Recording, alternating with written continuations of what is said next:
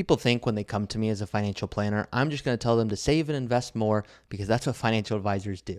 And it can be helpful to save and invest more. But if you want the best financial plan ever, then guess what? Keep saving and investing. You're going to have an amazing financial plan.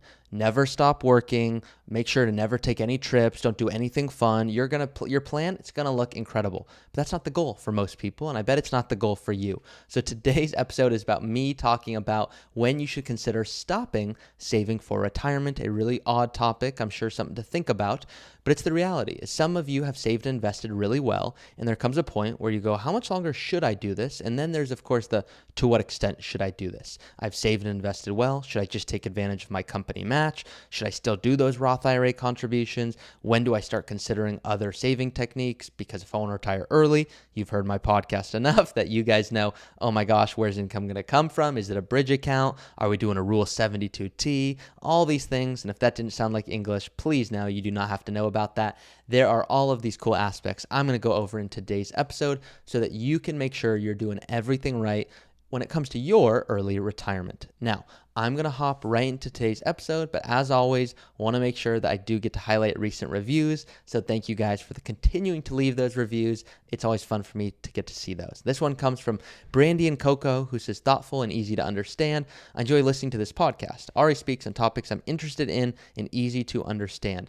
I don't even just want it to be easy to understand. I want it to be so clear that you go, oh my gosh, I walk away from every episode with just more clarity around money. That is my goal, and so I hope that this has been helpful so far.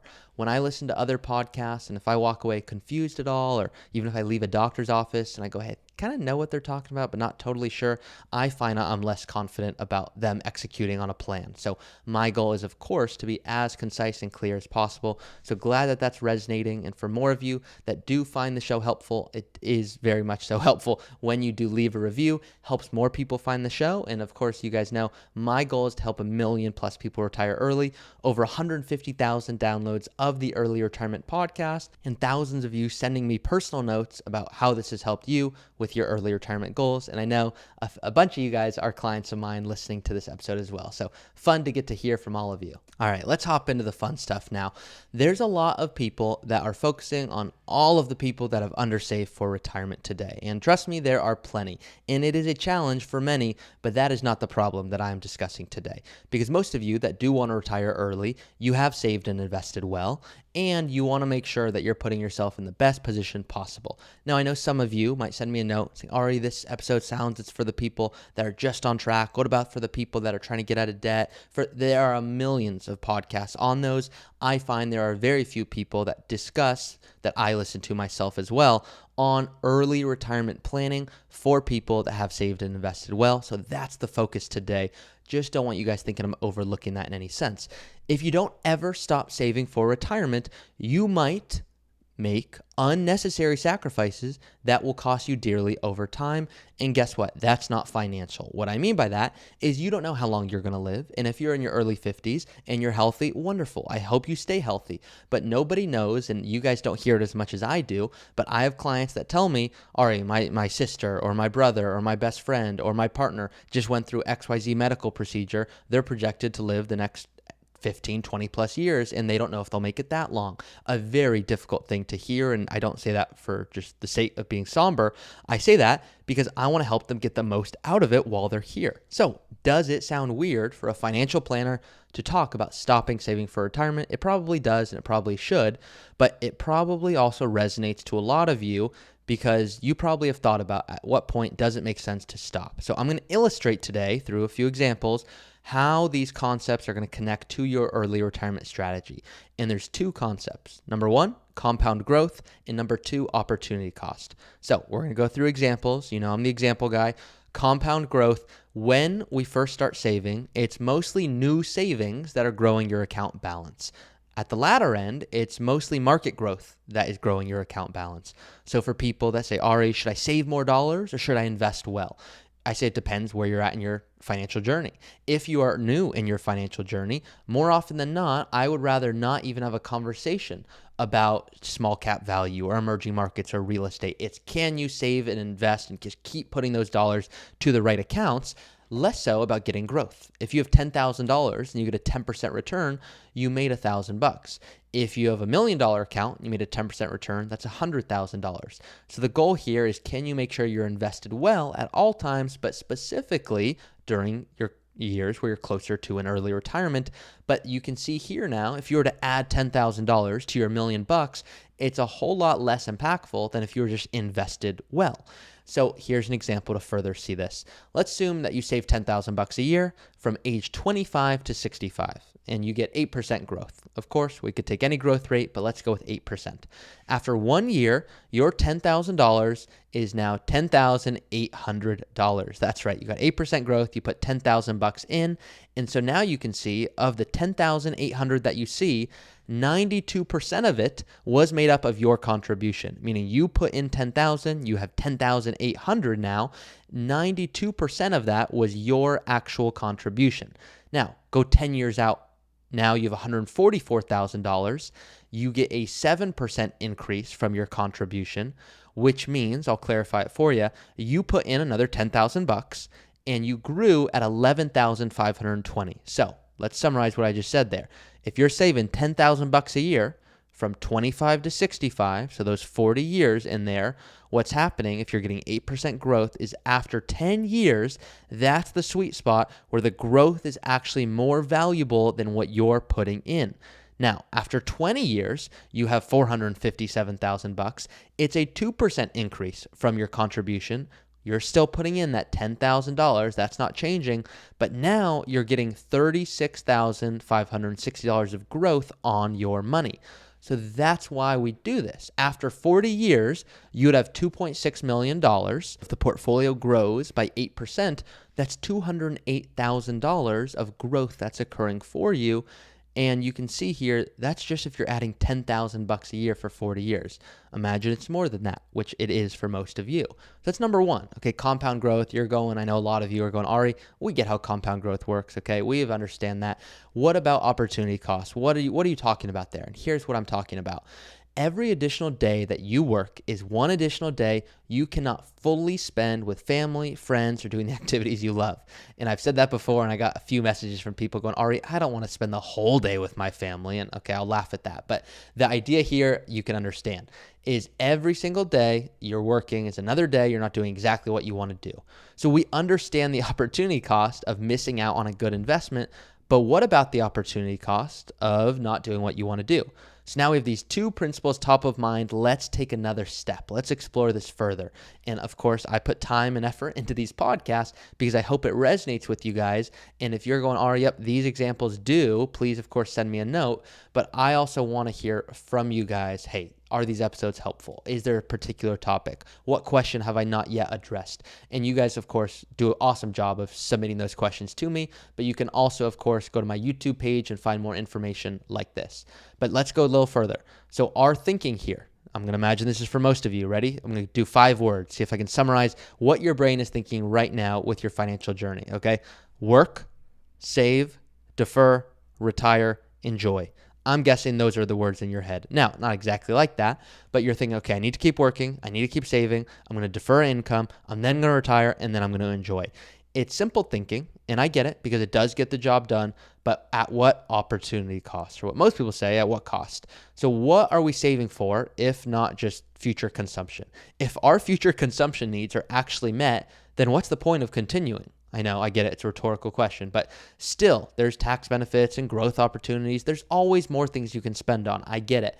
But it's very similar to a video I released a few weeks back on the danger of working one more year, where it's, okay, I feel really confident with my job, but I'm just going to do one more year and one more year. And then when it feels right, I'm going to do it. And for a lot of you, you've lived more years than I've lived. And so you're going, all right, there's actually no perfect time to when things happen, but I want to get as close as I can.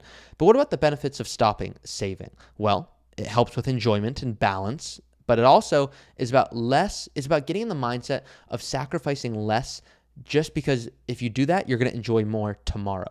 What if you did play golf today? Maybe to a lesser extent than where you're going to do it in retirement, but what if you traveled today a little bit more or gave generously? By the end of your career, you may have a very healthy income. You've worked your whole life to get there, but can you do these things along the way? It helps with longevity of work. I've had clients that I've personally worked with who are burnt out, as you can imagine, and they cannot wait to get to retirement. And one of the things I prescribe for them, I said, what if you stop saving? What if you stop saving for retirement? And they'll look at me like, Ari, what on earth did you just tell me? And the reason for that is they were burned out because it was all sacrifice and no fun. As soon as they were having fun, they miraculously became less burned out. So they enjoyed the last few years of work. They did everything they wanted to do. They redirected their 401k and savings to travel and ended up having a very healthy retirement balance at the end of the day because work became far more palatable. So I want you to see this very clearly. When can you stop saving for retirement? When do you have enough? Are you 55 years old and you want at 62 to have $2.5 million bucks, and today you have $2 million? Okay, with a 3.25% growth rate, you are going to be there. So do you need to keep saving? Maybe not. Do you want to be able to have $5 million to be able to spend XYZ at that age? Okay, maybe we do need to get 8 or 9 or 10% growth, in which case, great, there's your goal. But when you feel you're just sacrificing things for this future amazing, arbitrary tomorrow, to me, that's a risk. And that's the biggest one, which is so often retirement is just about hitting that number and they obsess over it and they sacrifice for it. Then guess what? You do hit it. And then it's not that climactic. It's okay, I hit it and the portfolio balance was $1 million and now it says $5 million. I got to my goal, but life actually doesn't change and health has actually deteriorated. So maybe, I'm going to just take a wild guess here, some of you move the goalposts, meaning the goal was $1.5 million. You get there and now it's 2.5, and now it's 3, and now it's 3.5. And then regret starts to set in and you're like, oh my gosh, a lot of time has gone by. I could have done all these other things. And for some of you, this doesn't make any sense. And you're going, oh my gosh, Ari, what are you talking about here? I'm going to save and invest until the day that I'm not able to. And for you, wonderful. Keep doing it. But make sure you are at least considering the alternative, which is, do you need to keep doing it? For some of you, you do. If you don't keep saving to your Roth IRA and your 401k and these things and your brokerage account, you will not be in a position to retire early with comfort. And that's correct. And oftentimes, I'm coming to my clients saying, I am not in the business of showing anyone a rosy picture. I'm in the business of helping you get the most out of what you've worked so hard for. And it's all about trade-offs. And early retirement is the trade-off game. How can you make sure that when you're looking at your financial strategy, you understand your trade-offs? Some people go, Ari, whatever you tell me, I am going to work until I'm 70. I love what I get to do. Well, guess what? If that is you, then you're going to be able to have a very different and more flexible strategy from someone who's 55. However, what if we take it a step further? What if someone who says, Ari, I want to be done at 55, but I'm willing to spend $3,000 a month in retirement or $5,000 a month in retirement versus the person who wants to retire at age 70 and they want to spend $20,000 a month in retirement. Neither is correct and neither is incorrect. The goal is about trade-offs, and it's about asking yourself, what are the core trade-offs that are important to you? Would you rather work longer to be able to spend more, or would you rather spend less and stop working? That's a common question I'll ask. Another question I'll come and ask is, what is your health expectancy supposed to look like? And you're like, all right, I don't even know. I'm in good health. I say, okay, but if something were to occur in the next 10 years, would you feel that you've done everything you wanted to do? And most people go, oh no, absolutely not. There's other things I want to do. I say, great. What are those things? And they start to work through it. And they're like, oh my gosh, there's a lot I want to do. Do I have enough time to do that? And is my partner in good health to be able to do it? Are they in a good mental headspace to do it? All of these are different aspects to this. A few others here, and then I'll summarize, is when legacy and other goals aren't as important to you, you don't have to save as much. Some people reach out to me, they have no kids, and they are like, Ari, I want to spend every last dollar I've worked so hard for. Great. If that's you, let's understand how to best do that. How much do you need to spend? Should you stop saving and instead focusing on doing some of these things today? Because you, of course, run the risk. I know a lot of you guys have heard this example of retiring, just golfing, hurting your back, and now all of a sudden it's, what on earth am I going to do? So can you, before you retire early, start to understand what are some of the things you want to do? And then lastly, when you don't need the tax benefits, if your cash flow today allows for a Roth 401k contribution, and you can still put food on the table and do the saving you want to do and take the trips you want to take, then great. But if you can't, you can still contribute pre-tax to get the tax benefits. It just means you're maybe not doing, call it a Roth contribution, taking advantage of the tax-free growth forever, and you might be in a high tax bracket going, Ari, I've ran some projections on my end. I've got a good sense I should be doing pre-tax. And if that's you, awesome, keep doing it. But don't let retirement be the all-consuming goal. Let an aligned life be the goal. The whole point of an early retirement, you don't have to wait to retire early to start enjoying it. So what are your main goals, both in the future and today? And for most people, it's really hard to unpack that on your own. So please reach out to myself so I can help you put together a custom strategy to retire early with your finances and connect the dots to real life. To understand when are you in a position where you know that you can actually stop saving or scale back saving, or actually need to accelerate spending or accelerate saving, or whatever it is for your situation, I'd be happy to help. You can click the link in my description of today's podcast episode or YouTube if you're listening there, and you're going to see exactly how I help clients do that. I love what I get to do, and I've mentioned this in a few episodes, and I'll continue to mention it. I personally am going to keep making the content I do because I do it for two reasons. Number one, I want you to interview me for thousands of hours before you even consider hiring me. And number two is I want you to go, oh my gosh, Ari, that episode where you talked about funding your children's wedding a certain way, what does that mean for my plan? Let's hop on a conversation and let's do it. I go, awesome, I want to do that with you. And if I work with thousands of clients, I obviously just can't do it. And I never want to stop this content. So I'm going to personally stop taking on new clients early of 2024. But if you're listening to this now, I'm midway through 2023. I am, for the next 6 months, going to keep taking on new clients. And then, of course, I'm training more advisors that specialize in an early retirement so that they can ensure they're getting the services that they need. Hope this episode was helpful, and I'll see y'all next week. Thank you for listening to another episode of the Early Retirement Show. If you have a question that you want answered in a future episode, you can always go to my website, earlyretirementpodcast.com. That's earlyretirementpodcast.com. And you can go ahead and submit a question that I'll look to answer in a future episode. Thank you all for listening. Please do rate it, review it, and share it with someone who you think would benefit from this information, if there's anyone out there that you know. I certainly appreciate it, and I will see you all each week. Hey guys, it's me again. Please be smart about this. Nothing in this podcast should be construed as financial, tax, or legal advice. Consult with your tax preparer or financial advisor before taking any action. This podcast is for informational purposes only.